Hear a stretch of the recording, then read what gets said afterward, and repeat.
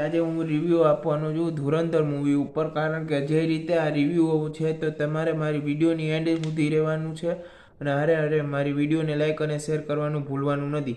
હારે મારી યુટ્યુબ ચેનલને સબસ્ક્રાઈબ કરી દેજો અને સાથે સાથે મારી વિડીયોને લાઇક અને શેર કરવાનું ભૂલતા નહીં. તો હાલો સ્ટાર્ટ કરીએ.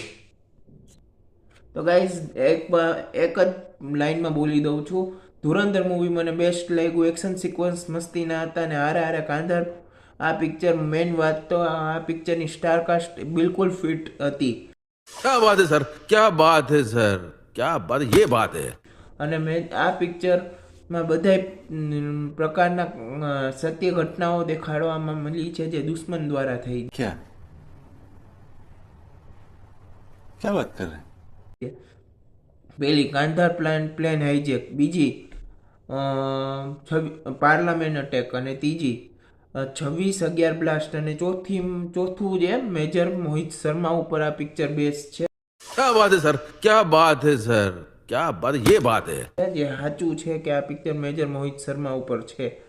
અને બધી રીતે મને જોવું તો કેવી રીતના મેજર મોહિત શર્માની આ પિક્ચરમાં બાયોપિકમાં નાખ્યું છે મૂવી. તો ગાઈસ બેસ્ટ લેવલ છે. બધા આ પિક્ચરને સપોર્ટ કરવું જોઈએ. બધાય જોવા જાવ ધુરંધર મૂવી તો ખબર પડી જશે, કારણ કે કઈ રીતે કાસ્ટ જે આ રણવીર સિંહ જે, પછી આર માધવન જે, અર્જુન રામપાલ જે, સંજય દત્ત છે, અક્ષય ખન્ના જે. આર માધવનનો બિલકુલ ફેસ ઇન્ડિયાના intelligence bureau chief director Ajit Doval સરની હારે મેચ થઈ છે. તો આદિત્ય ધારે કયા લેવલનો મગજ દોડાવ્યો છે એ તમે ધુરંધર મૂવી જોઈને તમને ખબર પડી જ જશે.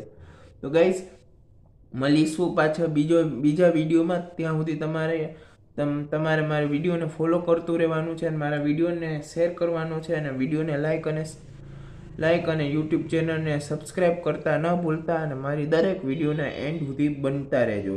જય હિન્દ, જય ભારત. અને ધુરંધર મૂવી જેવા મૂવી જોવા જરૂર જજો.